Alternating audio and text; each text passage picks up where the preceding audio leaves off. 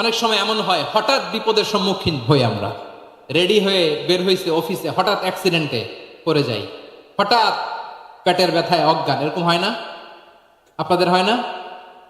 বিষ্ণু ইসলাম বলেন, আকস্মিক দুর্ঘটনার বিপদ থেকে যদি কেউ বাঁচতে চায়, সকাল সন্ধ্যা যেন প্রত্যেকে এই দোয়াটা পড়ে। সকালে যদি 3 বার পড়ে, সন্ধ্যা পর্যন্ত হঠাৎ হঠাৎ বিপদ থেকে সে রক্ষা পাবে। To be protected from sudden calamity, sudden disaster, sudden calamity, হঠাৎ বিপদ, হঠাৎ ভয়ঙ্কর কোন আকস্মিক বিপদ থেকে আল্লাহ বাঁচায় দিবে। সকালে পড়লে সন্ধ্যা পর্যন্ত প্রোটেক্টেড, সন্ধ্যাবেলায় যদি 3 বার পরে সকাল পর্যন্ত প্রোটেক্টেড। সুবহানাল্লাহ পড়ে। দোয়াটা কি? দোয়াটা হচ্ছে বিসমিল্লাহিল্লাযী লা ইয়াদুররু মা'a ইসমিহি শাইউন ফিল আরদি ওয়ালা ফিস সামাই ওয়া হুয়াস সামিউল আলিম। ছোট না? অনেক ছোট, মুখস্থ করবেন। বিসমিল্লাহিল্লাযী লা ইয়াদুররু মা'a ইসমিহি শাইউন ফিল আরদি ওয়ালা ফিস সামা। ওই আল্লাহর নাম নিচ্ছি, যে আল্লাহর নামের বরকতে আকাশ জমিনের কোনো কিছু কারো কোনো ক্ষতি সাধন করতে পারে না। তিনি সর্বশ্রোতা, সর্বজ্ঞ। সুবহানাল্লাহ পড়েন। পড়বেন এই দোয়াটা, বিসমিল্লাহিল্লাযী লা ইয়াদুররু মা'a ইসমিহি শাইউন ফিল আরদি ওয়ালা ফিস সামাই ওয়া হুয়াস সামিউল আলিম। ফজরের পরে 3 বার, মাগরিবের পরে 3 বার যদি কেউ পড়ে, প্রোটেক্টেড, যে কোনো হঠাৎ বিপদ থেকে প্রোটেক্টেড। প্রোটেক্ট করেন কে?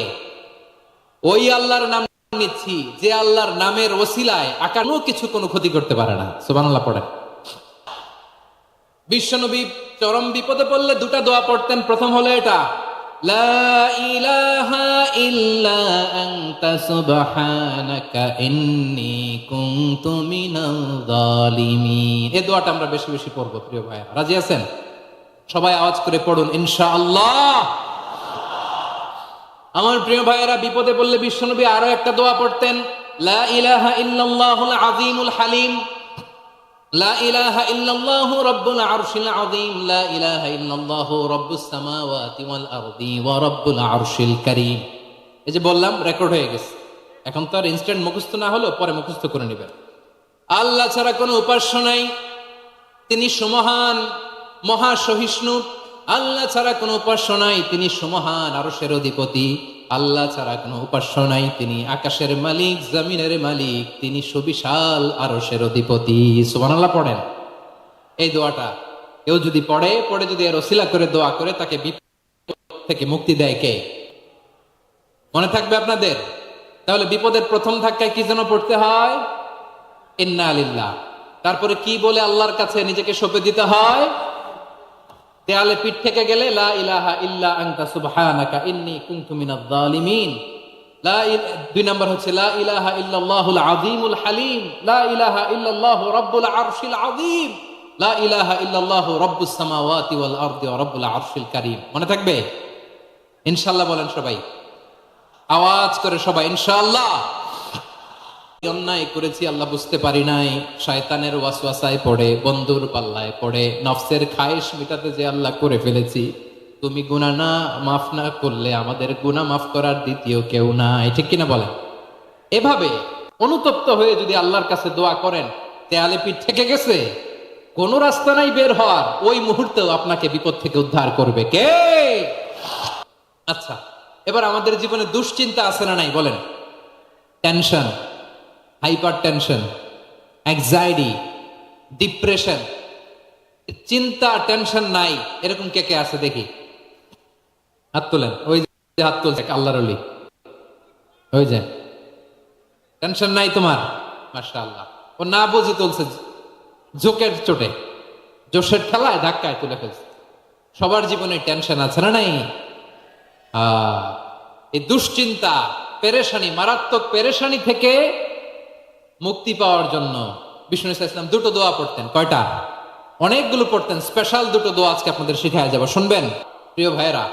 বিষ্ণু ইসলাম যখন খুব বিপদে পড়তেন, দুশ্চিন্তা ওনাকে ঘিরে ধরতো, উনি পড়তেন ইয়া হাইয়্যু ইয়া কাইয়্যুম বিরহমাতিকা আস্তাগীথ, ইয়া হাইয়্যু ইয়া কাইয়্যুম বিরহমাতিকা আস্তাগীথ, ইয়া হাইয়্যু ইয়া কাইয়্যুম, হে শাশ্বত অবিনশ্বর, হে চিরঞ্জীব, বিরহমাতিকা আস্তাগীথ, তোমার রহমতের উসিলায় তোমার কাছে ফরিয়াদ করি। এটা পড়তেন। আবার আরেক বর্ণনা এসেছে ইয়া হাইয়্যু ইয়া কাইয়্যুম বিরহমাতিকা আস্তাগীথ আসলিহ লি শা'নি কুল্লাহু ওয়ালা তাকিলনি ইলা নাফসি তরফাতা আইন আসলিহ লি শানি কুল্লাহ। আল্লাহ আমার সবকিছু আপনি সেটেল করে দেন, আমাদের সব ঝামেলা সেটেল করে দিতে পারে কে? আমরা তো সেটেলমেন্টের জন্য ওএসপি সাহেবের কাছে যাই, ডিসি সাহেবের কাছে যাই, অমুক ভাইয়ের কাছে যাই।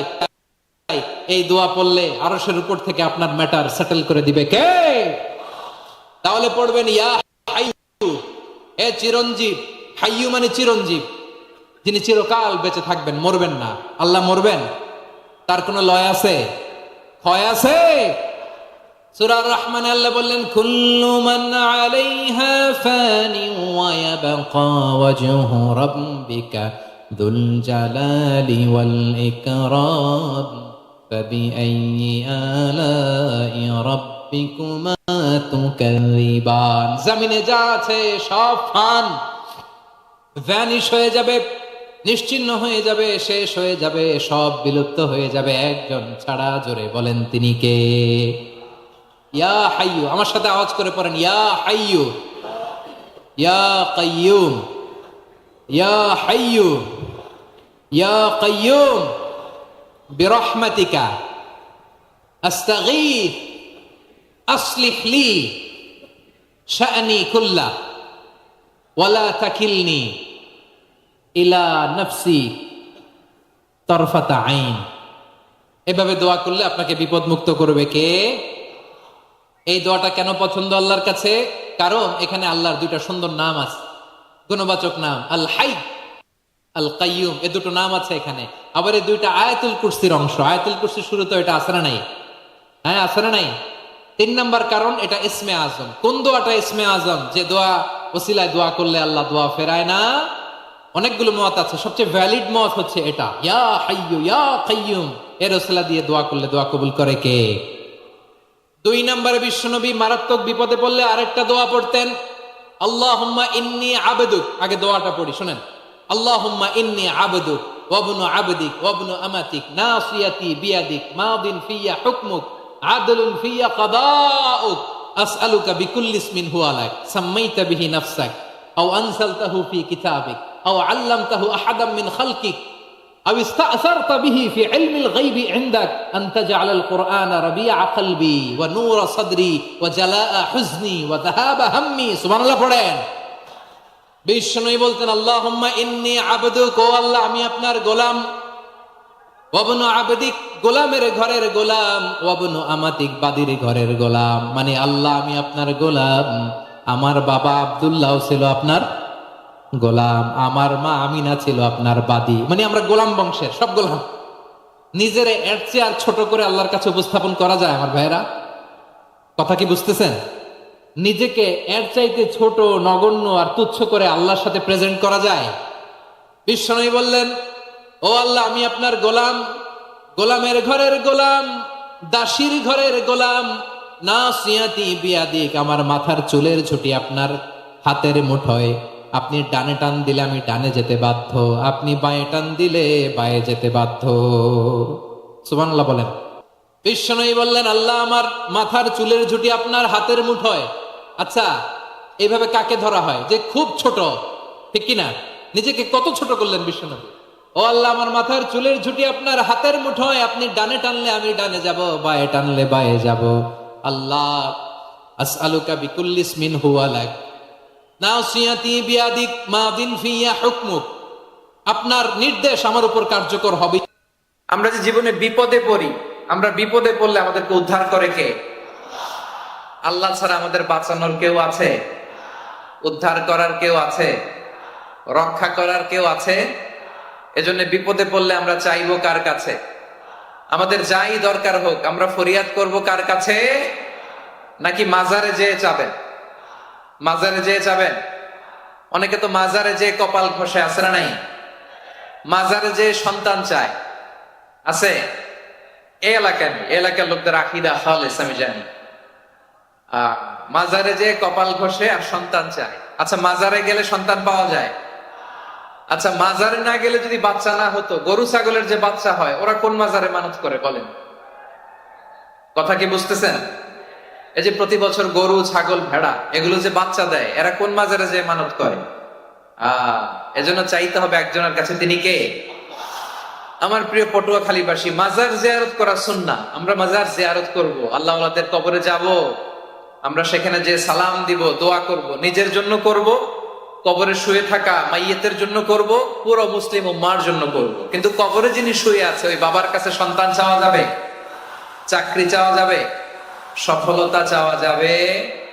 সফলতা দেয় কে? সবাই বলেন নাই, আওয়াজ করে বলেন, সফলতা দেওয়ার মালিক কে? এক কথাই রব্বুল আলামিন বলেন, ওয়া ইয়ামসাসকাল্লাহু বিদুররিন ফালা কাশিফা লাহু ইল্লা হু ওয়া ইয়ুরিদকা বিখাইরিন ফালা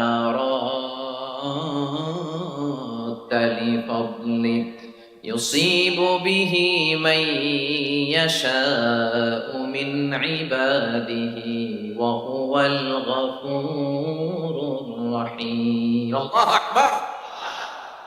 আল্লাহ বললেন, ওয়া ইয়ামসাসকাল্লাহু বিদুররিন ফালা কাশিফা লাহু ইল্লা হু। আল্লাহ যদি তোমাকে কোনো বিপদ স্পর্শ করায়, আল্লাহ যদি তোমারে কোনো বিপদে ফেলে দেয়, ওই বিপদ থেকে উদ্ধার করার তিনি ছাড়া আর কেউ নাই। জোরে বলেন ঠিক কিনা? তিনি যদি কোনো বিপদে ফেলেন, তিনি ছাড়া বিপদ থেকে উদ্ধার করার কেউ নাই। আর তিনি যদি তোমার প্রতি কোনো অনুগ্রহ করতে চান, ওই অনুগ্রহ ঠেকিয়ে দেওয়ার ক্ষমতাও কারো নাই। আল্লাহ যদি আপনার সফলতা দিতে চায়, পৃথিবীর কোন শক্তি ওই সফলতাকে থামাতে পারে? এজন্য আল্লাহ বললেন, খবরদার, চিন্তা নাকিদা খালিস করে নাও। ওয়া ইয়ামসাসকাল্লাহু বিদুররিন ফালা কাশিফা লাহু ইল্লা হু। আল্লাহ বিপদে ফেললে বিপদ থেকে উদ্ধার করার কেউ থাকে না। আর আল্লাহ যদি তোমার প্রতি দয়া দেখাতে চান, অনুগ্রহ করতে চান, ওই অনুগ্রহকে প্রতিরোধ করার মতো ক্ষমতা কারো নাই। তিনি তার বান্দাদের মধ্য থেকে যাকে ইচ্ছা তাকে দেন, যত ইচ্ছা তত দেন। তিনি ক্ষমাশীল, তিনি মেহেরবান। সুবহানাল্লাহ। তিনি ক্ষমাশীল, তিনি মেহেরবান। তাহলে এই আয়াত থেকে আমরা বুঝতে পারলাম, আমরা যদি বিপদে পড়ি আমাদেরকে কেউ বাঁচাতে পারে না। আমার বাবা আমারে বাঁচাতে পারে?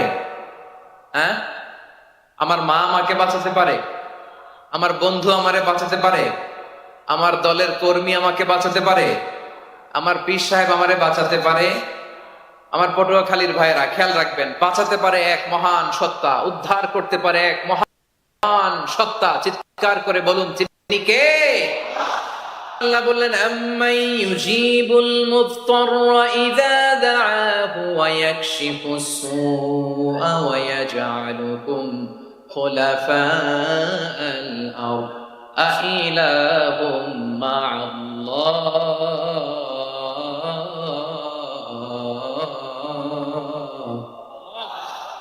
ক্বালিলাম মা তাযাক্কারুন। রব্বুল আলামিন বলেন, বিপদে পড়ে কাতর কণ্ঠে চিন্তাগ্রস্ত হয়ে যখন কেউ ফরিয়াদি হয়ে আল্লাহর ডাকে হাত তোলে, তখন এই ব্যক্তির ডাকে সাড়া দেয় কে? সবাই বলুন। কাতর কণ্ঠে বিপন্ন অবস্থায় আপনি যখন কেঁদে কেঁদে হাত তুলে আপনার দুঃখের কথা জানান, আপনি যখন ডাকেন তারে, তখন আপনার ডাকে সাড়া দেয় কে? আল্লাহ বলে, আমি সাড়া দেই। তোমাদের বিপদকে মুক্ত করে দেয় কে? ওই আল্লাহর সাথে কোন উপাস্য আছে নাকি? কিন্তু খুব অল্প সংখ্যক লোকই তোমরা উপদেশ গ্রহণ করো। কথাটা কার? তাহলে বিপন্ন মানবতা যখন কাঁদে, মানুষ যখন বিপদে পড়ে নিরুপায় হয়ে ফরিয়াদ করে, তার ডাক শোনার কেউ নাই। এজন্য আমরা ফরিয়াদের হাত কার দিকে তুলবো? প্রিয় পটুয়াখালী বলেন, ফরিয়াদের দুটো হাত আমরা কার দিকে তুলবো? এবং খেয়াল রাখতে হবে, মাথার সাথে সেট করে নিতে হবে, আল্লাহ ছাড়া আমাকে উদ্ধার করার কেউ নাই। এই পৃথিবীতে কেউ আপন না। প্রিয় ভাইরা, বিপদে বললে বোঝা যায় কেউ আপন না। আপন শুধু একজন মহান সত্তা, তিনি কে? এটা কি আপনারা খেয়াল রাখতে পারবেন? হ্যাঁ, বিপদে আপদে কেউ আমাদের বাঁচাতে পারে না, তরাতে পারে না, মুক্তি দিতে পারে না, উদ্ধার করতে পারে না, একমাত্র আমার প্রভু ছাড়া, আল্লাহ ছাড়া। চিল্লায় বলেন ঠিক কিনা? এবং প্রিয় পটুয়াখালীর ভাইয়েরা, মাথার সাথে এটা সেট করে, টেস্ট, পুরো জীবনটাই পরীক্ষা।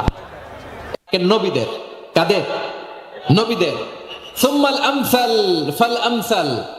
এরপরে নবীদের পরের স্তরে যারা তাদের পরীক্ষা, এরপরে তাদের পরের স্তরে যারা তাদের পরীক্ষা, সিদ্দিকিনদের, শাহাদাদের, সালেহিনদের, আল্লাহওয়ালাদের। যার ঈমান যত মজবুত তার জীবনে পরীক্ষাও তত বেশি। চিল্লায় বলেন ঠিক কিনা? তাহলে মুমিনরা, বিশ্বাসীরা, আমরা কি পরীক্ষা, বিপদ আপদে ভয় পাই? হ্যাঁ, বিপদ দেখলে ভয় লাগে আপনাদের? ভয় লাগে? হ্যাঁ, না, মুমিনরা বিপদে ভয় পায় না, তারা হতাশ হয় না, সুবহানাল্লাহ, তারা নিরাশ হয় না। বিশ্বাসীরা হাল ছেড়ে দেয় না, তারা ভরসা রাখে একজনের উপর। চিল্লায় বলতে হবে তিনি কে? কারণ মুমিন জানে the grief isn't permanent, there is an ease. সব কষ্টের পরেই একটা সুখ আছে না নাই? রব্বুল আলামিন বলেন ফাইন্না মাআল উসরি ইউসরা, ইন্না মাআল উসরি ইউসরা।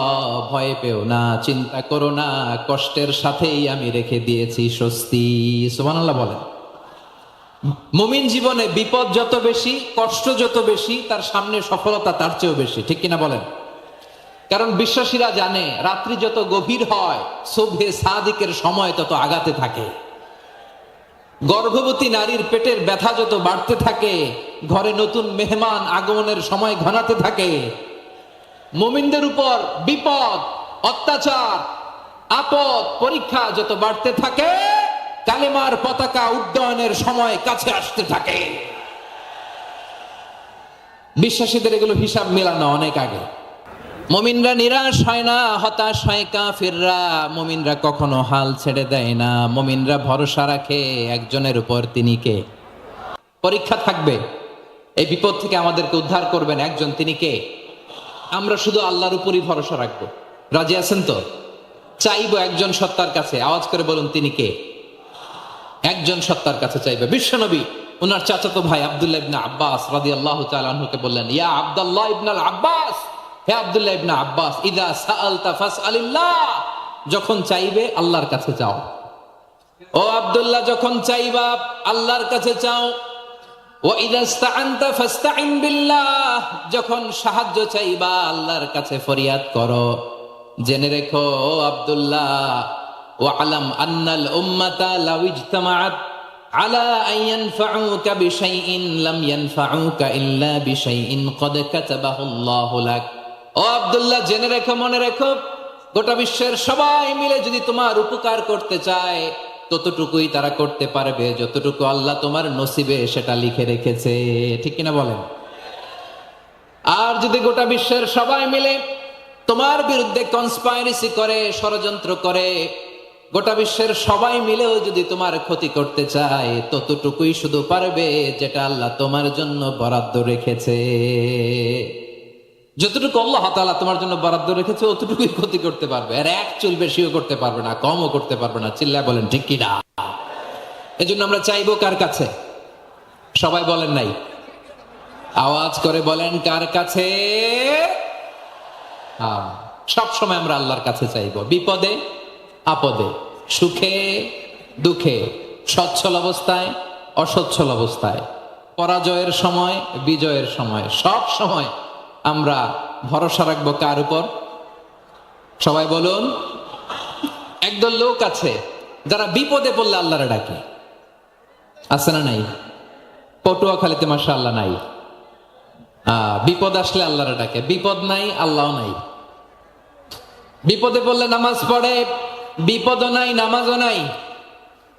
বিপদে পড়লে জিকির করে, বিপদ যখন চলে যায় ওদের জিকিরও বন্ধ হয়ে যায়। এরকম আছে না নাই? কিছু লোক দেখবেন পরীক্ষা আসলে নামাজ পড়ে, আছে আছে। জেনজি আওয়াজ করো, এরকম আছে? এই কমন পড়ে গেছে, কমন পড়ছে। দেখবেন পরীক্ষার সময় নামাজ পড়ে, পরীক্ষাও নাই নামাজও আছে। এরকম কিছু লোক আছে অসুস্থ হলে আল্লাহরে বড্ড ভালোবাসে, আল্লাহরে খুব ডাকে। অসুস্থ হইলে অসুস্থতাও নাই, আল্লাহ স্মরণও নাই। দেখবেন কিছু লোক নির্বাচন আসলে খুব আল্লাহওয়ালা হয়ে যায়, তখন দেখবেন মাথার মধ্যে হেজাব লাগায়, পাঞ্জাবি লাগায়, আল্লাহওয়ালা হয়ে যায়। নির্বাচনও নাই, এরপরে আল্লাহর কথাও নাই। আছে না নাই? না, এরকম হওয়া যাবে না। সব সময় আমরা আল্লাহরে ডাকবো, বিপদে আপদে সব সময় ভরসা রাখবো আমরা একজনের উপর। আওয়াজ করে বলেন, তিনি কে? এ কথায় আল্লাহ তাআলা আমাদের চোখে আঙ্গুল দিয়ে জানিয়ে দিলেন, ফাইদা রাকিবু ফিল ফুলকি দা'আবুল্লাহা মুখলিসিনা লাহুদ্দিন ফালাম্মা নাজ্জাহুম ইলাল বাররি ইযা হুম ইউশরিকুন। আল্লাহ বলে, একদল নৌক আছে, তারা যখন আবার আমি আল্লাহর সাথে শিরিক করে। এরকম আছে না নাই? জাহাজে উঠছে, সাগরের মাঝখানে তুফান, ওই সময় দেখবেন আল্লাহ কারে কয়। এই কথা তো আপনাদেরকে বোঝানো সহজ, আপনারা তো নদীর দেশের মানুষ। লঞ্চে চড়েন নাই কারা কারা দেখি? লঞ্চে চড়ছেন? হ্যাঁ, লঞ্চে চড়ে নাই এরকম একজনও নাই এখানে। আচ্ছা, লঞ্চে উঠছেন কে কে দেখি? মাশাআল্লাহ, মাশাআল্লাহ, মাশাআল্লাহ। ঠিক আছে, আপনাদের বোঝানো সহজ। আচ্ছা, লঞ্চে উঠে তুফানের সম্মুখীন হয়েছেন, জলোচ্ছ্বাস সবাই? মাশাআল্লাহ। তো এই ওয়াজ তো আপনাদের মুখস্থ, ঠিক কিনা বলেন? আমার বলার দরকার নাই, বলেন। মাঝ নদী, তুফান, জলোচ্ছ্বাস, জলের মধ্যে উচ্ছ্বাস, ঢেউ, টর্নেডো, সাইক্লোন, মেঘের ঘন ঘটা, পরিবেশ ঘুটঘুটে অন্ধকার, লঞ্চ একবার এদিকে আরেকবার ওইদিকে, ভিতরে কি অবস্থা হয় বলেন তো? হ্যাঁ, তখন মুসলিমও আল্লাহর ডাকে, হিন্দু আল্লাহর ডাকে, ঠিক কিনা বলেন? আস্তিক আল্লাহর ডাকে, নাস্তিক আল্লাহর ডাকে, ঠিক কিনা? লঞ্চের ভেতর, স্টিমারের ভেতর কান্নারে রোল পড়ে যায়, চিৎকারের রোল পড়ে যায়, সবার মুখ দিয়ে শুধু একটা আওয়াজ, লা ইলাহা, লা ইলাহা, লা ইলাহা, সুবহানাল্লাহ, আলহামদুলিল্লাহ, লা ইলাহা। আল্লাহ নামের জিকির করবে যারা, আল্লাহর কাছে প্রিয় তারা, আল্লাহর কাছে প্রিয় যারা, জান্নাতে প্রবেশ করবে তারা, জোরে লা ইলাহা, লা ইলাহা ইল্লাল্লাহ, লা ইলাহা ইল্লাল্লাহু মুহাম্মাদুর রাসূলুল্লাহ সাল্লাল্লাহু আলাইহি ওয়াসাল্লাম। তাহলে লঞ্চের ভেতরে যখন আমরা তুফানের মধ্যে পড়ি, তখন সবাই মিলে আমরা একটা নামের জিকির করি। নামটা কার? মুসলমানেরাও ডাকে, হিন্দুরাও ডাকে, আস্তিকও ডাকে, নাস্তিকও ডাকে, সবাই ডাকে একজনকে, তিনি কে? আবার দেখবেন ওই আল্লাহ তুফানের পরে, ঝড়ের পরে ওই লঞ্চটাকে যখন সদর ঘাটে ভিড়িয়ে দেয়, আবার আমরা নাফরমানি শুরু করে দেই। সে কথাই আল্লাহ বললেন, ফাইদা রাকিবু ফিল ফুলকি দা'আবুল্লাহা মুখলিসিনা লাহুদ্দিন ফালাম্মা নাজ্জাহুম ইলাল বাররি ইযা হুম ইউশরিকুন। সাগরে যখন তুফানে পড়ে আমি আল্লাহরে ডাকে, আবার আমি আল্লাহ যখন বাঁচিয়ে দেই, আবার আমি আল্লাহর সাথে শিরিক শুরু করে। আমরা কি এরকম হতে চাই নাকি? এরকম করবেন? হ্যাঁ, না, আমরা তুফানে পড়লেও আল্লাহরে ডাকি, আবার বাঁচায় দেওয়ার পরেও ডাকি কারে? আল্লাহকেই ডাকি। বিমানের মধ্যে মাঝে মাঝে দেখবেন যে এয়ার টার্বুলেন্স হয়, জানেন? এয়ার টার্বুলেন্স জানেন তো? মাঝে মাঝে বিমানটা বাউন্সিং করে, বাম্পি, ভেরি বাম্পি ওয়েদার। শোনেন নাই? 40,000 ফিট উপরে যখন থাকে, তখন মাঝে মাঝে বলে, dear passengers, ladies and gentleman, right now we are flying 40,000 feet above the ground and we are passing very air turbulence, very heavy air turbulence right now. Please fasten your seat belt. দেখবেন মাঝে মাঝে বলে যে, ভদ্র মহিলা, ভদ্র মহোদয়গণ, আমরা 40,000 ফিট উপর দিয়ে যাচ্ছি আর এয়ার টার্বুলেন্স ফেস করছি, মেহেরবানি করে আল্লাহর রাস্তে সিট বেল্ট বাঁধুন। তখন বিমানটা এরকম বাউন্সিং করে, শেকিং করে। আপনারা মুখোমুখি হয়েছেন? ইদানিং এই এয়ার টার্বুলেন্স বেড়ে গিয়েছে। গত বছর আমার ইন্টারন্যাশনাল অনেকগুলো ফ্লাইট ছিল, তো আমি দেখলাম যে আগের ফ্লাইটগুলোর তুলনায় এখন এয়ার টার্বুলেন্স খুব বেশি। আমি একটু রিসার্চ করে দেখলাম ক্লাইমেট চেঞ্জের কারণে, জলবায়ু পরিবর্তনের কারণে আকাশের বাতাসের মুভমেন্টে পরিবর্তন হয়েছে, ফলে এখন বিমান শেকিং করে বেশি, বাউন্সিং, বাম্পি ওয়েদার। তো বলেন তো 40,000 ফিট উপরে যখন আপনি, কয় হাজার ফিট, সবাই বলুন কয় হাজার ফিট, 40,000 ফিট উপরে যখন আপনি, তখন যখন বিমানটা এরকম বাউন্সিং করে, সবাই যখন ভমিটিং করে বিমান নষ্ট করে দেয়, বমি করে, তখন বাঁচানোর কে আছে আল্লাহ ছাড়া? কেউ আছে? ওই মুহূর্তেও সবাই মিলে একজন ডাকে আওয়াজ করে বলেন তিনি কে? মাঝে মাঝে কিছু সোশ্যাল মিডিয়ায় কিছু ভিডিও পাওয়া যায় যে হেভি যখন এয়ার টার্বুলেন্স হয়, 10 সেকেন্ড 15 সেকেন্ডের কিছু ভিডিও পাওয়া যায়, বিমানটা এরকম বাউন্সিং করছে, বাম্পি ওয়েদার, কাঁপছে, মানুষগুলো বমি করছে, অক্সিজেন মাসগুলো সব ঝুলে পড়েছে, বিমানটা শুধু কাঁপছে। তখন দেখবেন বিমানের ভেতরেও এরকম লঞ্চের মতো চিৎকার আছে না নাই? বিমানের ভেতরেও তখন চিৎকার। গত বছর হিথ্রো এয়ারপোর্ট থেকে সিঙ্গাপুর এয়ারলাইন্সের একটা ফ্লাইট, হিথ্রো টু চাঙ্গি, একটা ফ্লাইটে এমন বেশি এয়ার টার্বুলেন্সের শিকার হয়েছিল ওই এয়ারক্রাফটটা, 33 জন যাত্রী সেখানে আহত হয়েছে, একজন যাত্রী নিহত হয়েছে। কেবিন ক্রুজ, এয়ার হোস্টেস যারা আছে, একজনের নাক ফেটে, চোখ ফেটে, কপাল ফেটে, ব্লিডিং হয়ে শয়লা। প্রিয় ভাইয়েরা, ওই 40,000 ফিট উপরে বিমানটা যখন কাঁপবে, তখন আমাদেরকে আল্লাহ ছাড়া আর কেউ বাঁচানোর আছে? এত আসতে বললে হবে? ওই কঠিন মুহূর্তে আমার বাবা আমারে বাঁচাতে পারে, আমার বন্ধু আমারে বাঁচাতে পারে। এই গ্রাউন্ডে, জমিনের বুকে আমার প্রোটোকল, আমার ক্ষমতা, আমার দাম্ভিকতা, কোনো কিছু আমারে বাঁচাতে পারে একজন ছাড়া। চিল্লায় বলতে হবে তিনি কে? সে আল্লাহ বললেন, গোলাম আমি বিপদের সময় ঠিকই তোমাদের বাঁচিয়ে দেই। ওই বিমানের ভেতরে 40,000 ফিট উপরে যখন তোমরা এয়ার টার্বুলেন্সের শিকার হও, তখন নাস্তিকও আল্লাহরে ডাকে, হিন্দু আল্লাহরে ডাকে, জোরে বলেন ঠিক কিনা? আবার বিমানটা যখন শান্ত হয়ে যায়, একটু পরেই বিমানের স্ক্রিনের মধ্যে হিন্দি সিনেমা খোঁজে। বিমানের স্ক্রিনে কিন্তু বিশাল ওখানে আফলাম ফিল্মের একেবারে বোঝাই করা। বিমানটা শান্ত হলে আবার হিন্দি সিনেমা দেখা শুরু করে। একটু আগে ডাকছিল কারে? দেখবেন বাংলাদেশে আমাদের ক্রিকেটাররা যখন অন্য কোনো দেশের সাথে খেলে, অনেক সময় এমন হয় বল বাকি একটা, রান দরকার 6টা। বল বাকি কয়টা? পটুয়াখালী বুঝে নাই বোধহয়। বল বাকি কয়টা, রান দরকার। আপনি দেখবেন ক্যামেরাম্যান তখন গ্যালারিতে খালি দেখায় দর্শকদের যে কি অস্থিরতা। হিপ হপ স্টাইলের মেয়েটা, যে মেয়েটার ওড়না এতক্ষণ ছিল গলায়, এতক্ষণ কই ছিল, ওই মেয়েটা দেখবেন ওড়নাটা টেনে মাথায় দিয়ে এরকম মুনাজাত ধরতেছে, আল্লাহ আল্লাহ, একটা ছক্কা, আল্লাহ আল্লাহ, আমার লাল সবুজের পতাকারে তুমি অপমানিত কইরো না আল্লাহ, ইন্ডিয়ার সাথে আমাদের খেলা, আল্লাহ আল্লাহ, একটা ছক্কা, একটা। পুরো খেলা জুড়ে এই মেয়ের ওড়না ছিল গলায়, কিন্তু যখন 1 বলে 6 রান দরকার, ওড়না চলে আসছে কোথায়? মাথায়। আবার মুনাজাত আছে না নেই?